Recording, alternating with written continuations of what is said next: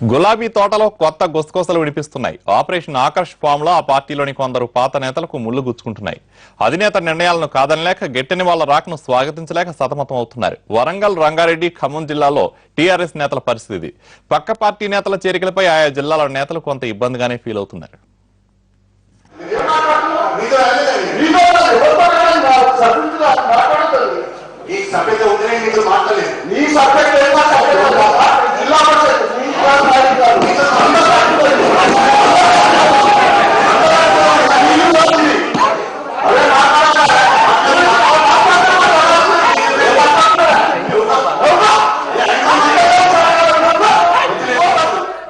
మొన్నటికి మొన్న వరంగల్లో జరిగిన గొడవ ఇది.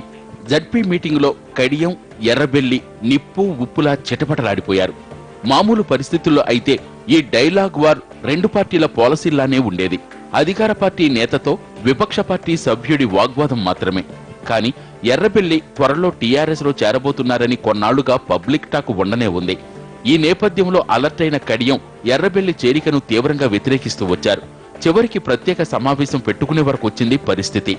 వరంగల్ జడ్పీ సమావేశంలో జరిగిన గొడవ పైకి పాలక ప్రతిపక్ష నేతల వాగ్వాదంలానే కనిపించినా దానికి మూలం మాత్రం ఎర్రబెల్లి టీఆర్ఎస్ లో చేరబోతున్నారనే అంశమే.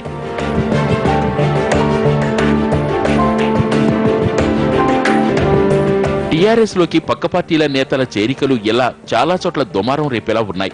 వరంగల్లో ఆ విషయం బహిర్గతమే అయినా ఇంకా లోలోపలే రగిలిపోతున్న నేతలున్నారు. ఇందుకు ఉదాహరణే ఖమ్మం జిల్లా రాజకీయం. జిల్లాకు చెందిన జలగం వెంకట్రావు ఎన్నికల ముందు టీఆర్ఎస్ లో చేరి ఎమ్మెల్యేగా గెలిచారు. అయితే ఇటీవలే తుమ్మల నాగేశ్వరరావు కూడా టీడీపీ నుంచి గులాబీ గూటికి చేరారు. తుమ్మల జలగం గ్రూపులకు ఎప్పటినుంచో వైరం ఉండనే ఉంది.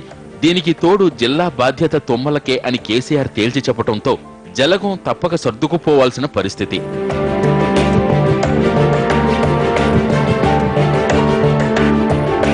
ఇటు రంగారెడ్డి జిల్లాలోనూ అదే సీన్.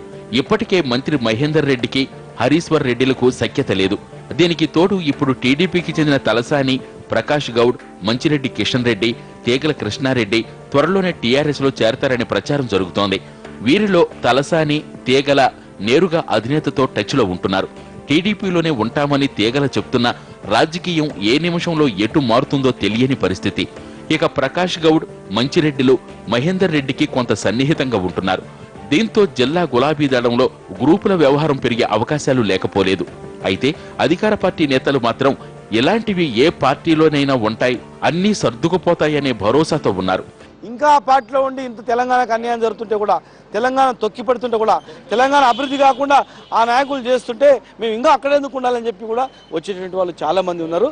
వలసల వల్ల ముందున్నటువంటి వాళ్ళకి ఏం నష్టం జరగదు.